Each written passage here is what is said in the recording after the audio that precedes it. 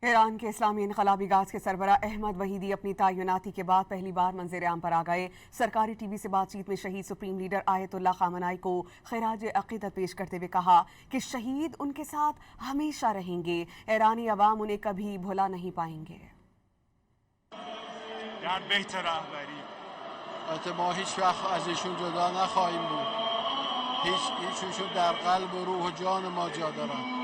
ایشون ماندنی و جاودانی هستند برای همه ما، برای ایران عزیزمون، برای امت ما و ما هیچگاه با ایشون جدا نخواهیم کرد. یک جمله با ایشون خواهیم بود. یک جمله خطاب به اونهایی که چشم دارن خاک ما رو. اونها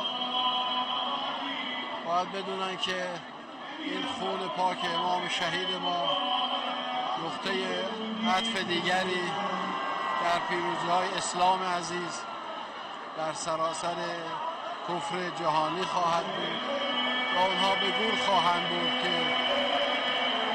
تسلیم این ملت رو ببینن. این ملت روز به روز و با این خون پاک به اوج خواهد رسید.